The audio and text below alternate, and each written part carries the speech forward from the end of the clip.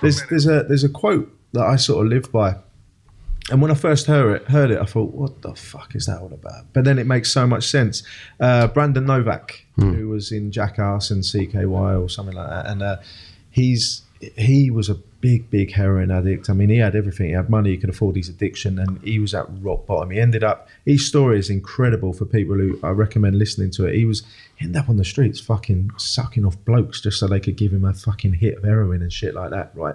And he's turned his life completely round, right? And he hosts meetings, he writes books about it, and I think he's something like 9 or 10 years clean, something like that. But the quote that I'm getting at is, the quote was, sobriety's given me what drink and drugs has promised me. Fuck. Wow, when I first heard that, but when I first heard it, I was like, what is this fucking clown on about? But now where I am, I'm like, fuck me. Because drink and drugs promise you a great time, promise you a happy life, promise you this and that, but that's a load of bollocks. Sobriety has given me everything drink and drugs has promised me, and it really has, mate. This last 11 months, coming up to my sobriety date, June the 30th, sorry, when I do a year, it's given me everything, mate.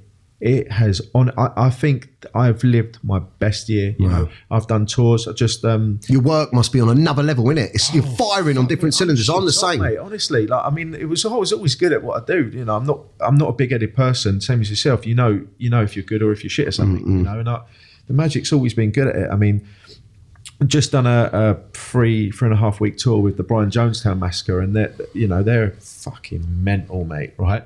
They were back in. There's a documentary about them back in the. I think come out in 2001, 3, something like that. But they were mental back in the day, right? And I went on tour with them, and I was thinking, fuck, how's this gonna go? And do you know what? Anton, the lead singer, love him to bits. He made sure there was no drinks in my dressing room. He looked after me. He made sure I had soft drinks. He looked after me. At one point, I opened the can up and he thought it was a can of beer. And he was like that. Oh no, you haven't got to fall back down there. Is times that bad? And I looked at him. I was like, it's a fucking Coke, mate. Like, oh, you're all right. Yeah. But it's like, but I love that. That means that they're looking out. They were looking out for me. And listen, look, there's two ways of looking at it all. You know, like, and it hurts me that I'm losing followers, and I gain followers through the sobriety, and I lose followers. You know, people like, I can't listen to you no more, and because it hurts sometimes. But the truth of it is when you start moving in a different direction in life, you start moving in a different positive direction in life. That really can trigger some people. It really can. People do not like to look at people doing something that they believe that they can't do. But if you are triggered out there that watching this, if you are triggered by anything that's being said, it means that your subconscious is telling you that you need to look at what's going on, and it's just making that first step and admitting it. Innit? That's it, basically. If I could advise anyone about this journey I've taken, because as I said, I like yourself, get many messages of people saying, I want to do it, but I'm afraid I'm going to miss out. I'm afraid. That's the big one, isn't it? What the fuck are you going to miss out on, mate? I've been carnage. To gigs. I've been to gigs. I've watched the Happy Mondays sober. I want to watch Paul Weller sober. I went to so many shows.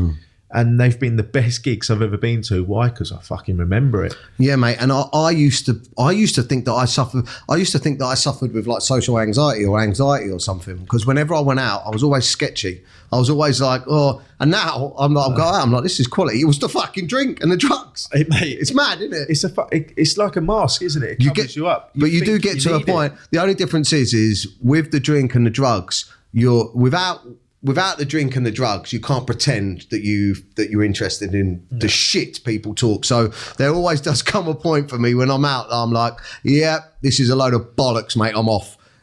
Drunk people, and I hate saying it because I was the worst. My mates used to call me the arm tapper because I'd be like, oh, listen. Oh my God, what do you reckon on aliens? What do you think of like when I was off me nut? And now I'm like, one, because I can't be fucked with it, and two, I look at them, I'm like, oh, that was me, man. Right, that's the worst thing though, when you see someone like that and they're off the fucking nut and they're just chatting about 100 miles an hour and you go, fuck, that was me. Yeah. And then they ask you a question and you're like, oh, what? Yeah, you know what I mean? Yeah. Can I speak now? Yeah. Like, fuck me, man. But I mean, yeah, like man. I said, what a life. Yeah. And that's if I can take anything out of this, it's that, I've lived my life. The party has to stop sometime. And for me, I've had great parties. Anyone who said, you know, you get people say, "Oh, I had a bad time on drinking drugs. Fuck me, you should have done them with me. You would have the best party of your fucking life, right?" Yeah. At the same time, that's not how you live. You know, you're sort of masking it. You're sort of playing up to it, saying, "It's all right to do this." Fuck, it ain't.